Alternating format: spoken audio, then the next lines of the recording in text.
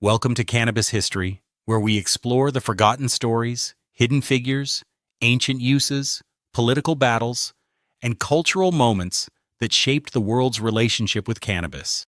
Today we are looking at one of the earliest chapters in the story of cannabis in the Western Hemisphere. Long before cannabis became connected to modern culture, medicine, or prohibition, it crossed the Atlantic for a very different reason.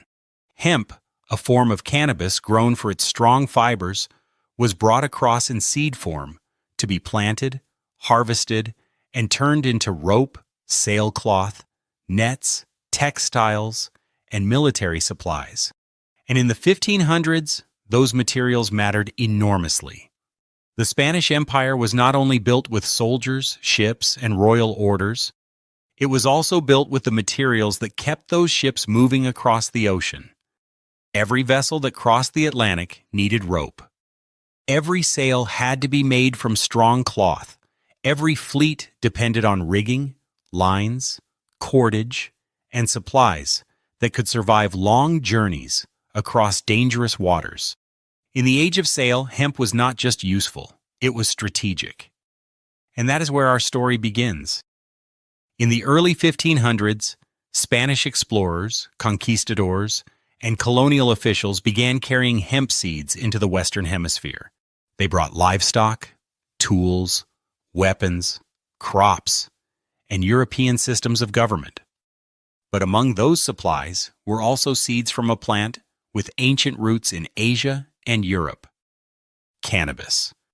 To the Spanish crown, this was not a mysterious or rebellious plant. It was an agricultural resource that could help support empire, reduce dependence on European supply chains, and outfit armies, colonies, and ships. But once cannabis arrived in the Americas, it changed everything. This is the story of how the Spanish Empire helped introduce cannabis to the New World, and how a plant, brought for rope and sails, became part of a much larger history of conquest, labor, agriculture, and change. Chapter 1. Cannabis before the Americas. Before cannabis crossed the Atlantic, it already had a long history in the Old World. For thousands of years, different societies had used cannabis and hemp for fiber, medicine, food, oil, and ritual purposes. For example, in parts of Asia, cannabis had been cultivated for its seeds, fibers, and medicinal uses. In Europe, hemp became especially important as a durable fiber crop. Its stalks could be processed into tough materials that had to withstand heavy use. This was especially important for maritime powers. Before modern synthetic fibers, hemp was one of the great industrial plants of the pre-modern world. When processed properly, it was strong, flexible, and able to endure harsh conditions. That made it valuable to kingdoms and empires that depended on ships. By the time Spain began building its overseas empire, hemp was already part of the wider European agricultural and naval world. So when Spanish ships sailed west across the Atlantic, cannabis was not arriving as something completely unknown to Europeans. It was a familiar crop being moved into a new colonial environment. Chapter 2. The Age of Sail and the Need for Hemp. To understand why Spain wanted hemp in the Americas, we have to understand the world of the 1500s. This was the age of sail, and ships were the engines of empire. They carried soldiers, priests, settlers, supplies, weapons, and information across the Atlantic. But ships required constant maintenance, and the larger Spain's empire became, the greater its demand for naval supplies. Hemp was one of the crops that could help meet that demand. To Spanish officials, growing hemp in the colonies made practical sense. Instead of relying only on supplies from Europe, the empire could produce some of its own fiber in the Americas. That meant colonial hemp was connected to more than agriculture. It was tied to Imperial Spain's effort to control a vast empire stretching across oceans. This is one of the most important things to understand about the early history of cannabis in the Americas. At first, the Spanish were not mainly interested in cannabis as an intoxicating plant. They were interested in hemp as a material that could serve the needs of empire. Chapter 3. Cannabis crosses the Atlantic. In the early 1500s, hemp seeds were brought into Spanish America. The exact details of every early planting are difficult to reconstruct, but historical accounts point to Spanish efforts to cultivate hemp in several parts of the Americas. One of the earliest locations to have been chosen was in the Quillota Valley, which is located in present-day central Chile. Quillota Valley was likely chosen because it offered fertile soil, a workable climate, and access to Spanish colonial centers near Santiago and the Pacific coast.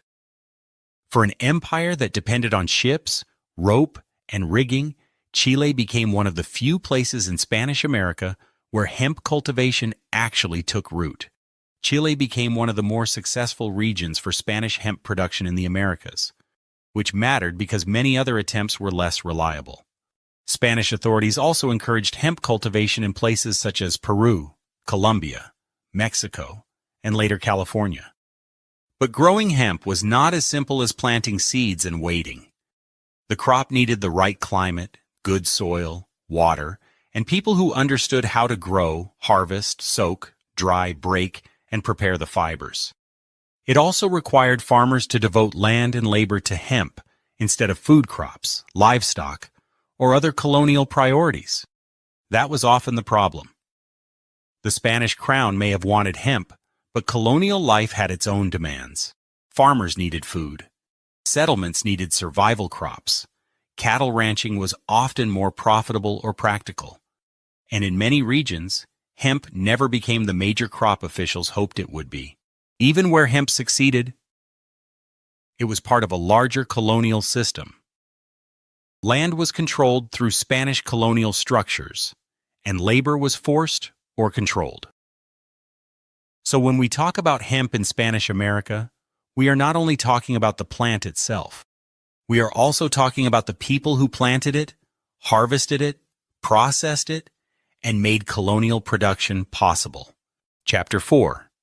New Spain and the Mexican Story. One of the most fascinating parts of this history takes place in New Spain, the region that included much of present-day Mexico. In 1519, Hernán Cortés first landed along the Gulf Coast in Tabasco, where his expedition encountered the Chontal Maya near the Grijalva River. After a violent clash known as the Battle of Centla, Cortés continued north and founded Veracruz, which was the Spanish base that would launch his campaign into the heart of Mexico. Within a few years of arriving, the Spanish had defeated the Aztec Empire and established New Spain as one of the most important centers of Spanish power in the Americas. As Spanish authority expanded, so did attempts to introduce European crops, animals, and agricultural systems. Several Spanish officials and religious leaders have been associated with the early introduction of hemp cultivation in Mexico. But one of the most notable names connected to early cannabis cultivation in New Spain is Pedro Cuadrado. He was a conquistador who became involved in hemp production near Mexico City so that it could be processed into useful materials for colonial society and imperial needs. Mexico is vitally important to the history of cannabis because this is where we begin to see a deeper tension in the story. To Spanish authorities, cannabis was supposed to be a controlled, useful, productive crop, but plants do not always remain within the categories governments create for them. Once cannabis entered new lands, it entered new cultures. It could be grown, traded, handled, experimented with, and understood in different ways by different people. Over time, cannabis in Mexico would develop a much more complicated identity. Chapter 5. When hemp became more than hemp, this is where the cannabis story becomes especially interesting. The Spanish Empire introduced hemp because it wanted fiber. But cannabis is not only one thing. Depending on the variety, the cultivation method, and the way people use it, the same plant family can be used very differently. For most, cannabis was a tool. For others, it was food. And for some, medicine. That is why cannabis history is never simple. A crop introduced for empire can become part of local culture. Chapter 6.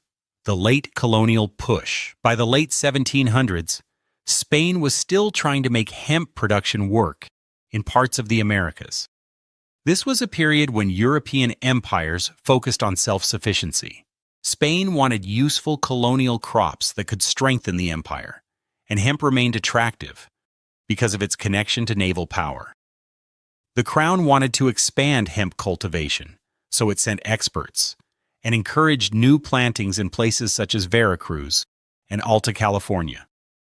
California in particular seemed like a great location, as the Spanish mission system already controlled land and labor. Missions produced crops, raised livestock, and served as centers of colonial expansion. In theory, hemp could fit naturally into that system as an extra crop to grow. But once again, hemp struggled to become the success officials imagined, as food production often mattered more. Cattle ranching became deeply important as distance from major markets made production and trade difficult, whereas processing hemp required skill, labor, and colonial support, which was not always consistent or available. In places like San Jose, hemp production briefly increased under Spanish encouragement, but it did not become a lasting commercial industry. Ultimately, when political conditions changed, support weakened. And once the subsidies that were offered by the government to grow hemp disappeared, production declined. Chapter 7. Independence and Decline. By the early 1800s, the Spanish Empire in the Americas was beginning to break apart. Wars of independence spread across Spanish America. Mexico fought for independence. South American nations broke away. Old colonial systems collapsed or transformed. And with those changes, many Spanish agricultural projects were disrupted. Hemp production was no exception. The Spanish crown had been one of the main forces encouraging hemp cultivation. Once Spanish control weakened, the old imperial logic behind colonial hemp weakened too. New nations had new priorities, local economies changed, government subsidies ended, and the dream of a large, reliable Spanish hemp supply in the Americas faded. But cannabis itself did not disappear. The Spanish Empire's hemp projects may have declined, but the plant remained. Chapter 8. From Imperial Hemp to Modern Cannabis History. The Spanish introduction of cannabis to the Americas was only the beginning. In later centuries, cannabis would become part of medical traditions, folk practices, colonial anxieties, and eventually modern debates over marijuana. In Mexico, the plant's identity would continue to evolve. By the 1800s and early 1900s, cannabis would become increasingly associated with the word marijuana, along with soldiers, prisoners, laborers, and marginalized communities.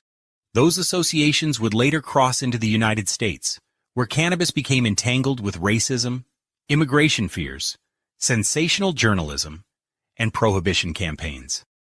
And that, my friends, brings us to the end of today's episode. Like so much of cannabis history, this story forces us to ask a bigger question.